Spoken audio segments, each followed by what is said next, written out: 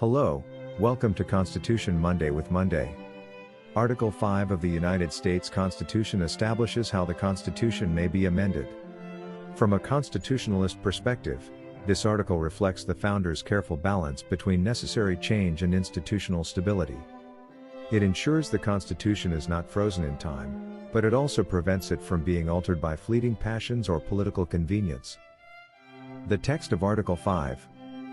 Article 5 states, "The Congress, whenever 2/3 of both houses shall deem it necessary, shall propose amendments to this Constitution, or, on the application of the legislatures of 2/3 of the several states, shall call a convention for proposing amendments, which, in either case, shall be valid to all intents and purposes, as part of this Constitution, when ratified by the legislatures of 3/4 of the several states, or by conventions in 3/4 thereof, as the one or the other mode of ratification may be proposed by the Congress, provided that no amendment which may be made prior to the year 1808 shall in any manner affect the first and fourth clauses in the 9th section of the first article, and that no state, without its consent, shall be deprived of its equal suffrage in the Senate."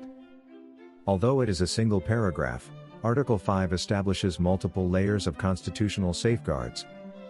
Why Article 5 exists? The founders understood two important truths.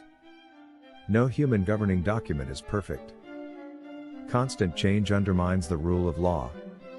Article 5 exists to resolve this tension by allowing amendments only through deliberate, broad consensus, not temporary political majorities.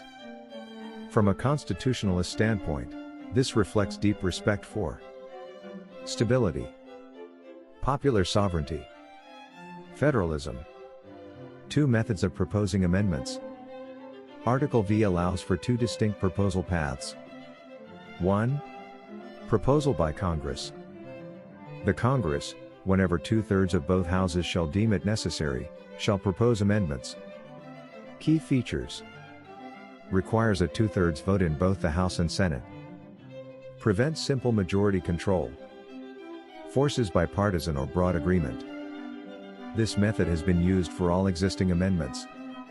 2. Proposal by the states, Convention of States. Or, on the application of the legislatures of 2/3 of the several states, shall call a convention for proposing amendments. Key features. Empowers the states to act independently of Congress. Requires 2/3 of state legislatures to apply. Congress must call the convention once the threshold is met. From a constitutionalist perspective, this is a critical safeguard. It prevents federal monopoly over constitutional change. It reinforces state sovereignty. It preserves the people's ability to correct federal overreach. Two methods of ratifying amendments. Once proposed, amendments must be ratified by the states using one of two methods chosen by Congress. 1. Ratification by state legislatures. When ratified by the legislatures of 3/4 of the several states. This method requires approval by 38 states today. Reflects federalism in action. Ensures broad geographic and political support. 2. Ratification by state conventions. Or by conventions in 3/4 thereof. This method bypasses state legislatures. Allows the people to act more directly.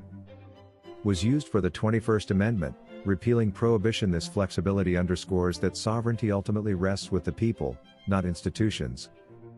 Why ratification is so difficult? By design. The high thresholds serve several constitutional purposes. Prevent impulsive amendments.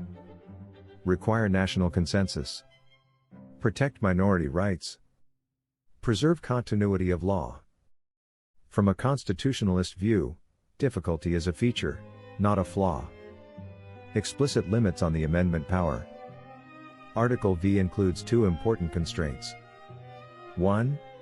Temporary limit, now expired provided that no amendment prior to the year 1808 shall affect the first and fourth clauses in the 9th section of the first article.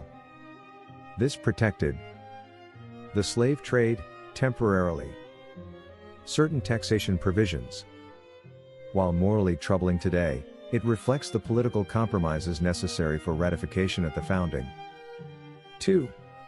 Permanent protection of equal Senate representation. And that no state, without its consent, shall be deprived of its equal suffrage in the Senate. This clause protects small states permanently, prevents large states from dominating, preserves the federal structure of the Union. From a constitutionalist perspective, this is one of the strongest defenses of federalism in the Constitution. The importance of Article 5 to a constitutional republic. Article 5 reinforces several core Republican principles. Popular sovereignty. Amendments require overwhelming public and state support, ensuring that change reflects the will of the people, not political elites. Federalism.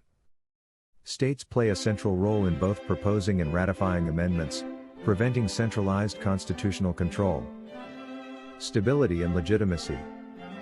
A constitution that changes too easily loses authority. Article V ensures amendments are respected because they are rare and deliberate. Rule of law over rule of men.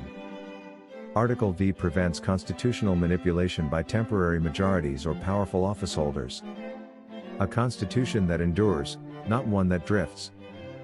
From a constitutionalist standpoint, Article V is essential to maintaining a living republic without a living constitution, meaning the document endures. Interpretation remains rooted in text and structure.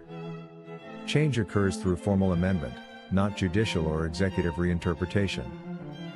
In conclusion, change through consent, not convenience. Article 5 embodies the founders' wisdom that liberty is preserved not by constant change, but by carefully governed change. It ensures that amendments reflect national consensus. States retain meaningful authority.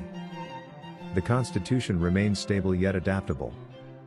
In a constitutional republic, Article 5 reminds us that the highest law belongs not to politicians or courts, but to the people, acting deliberately, patiently, and together.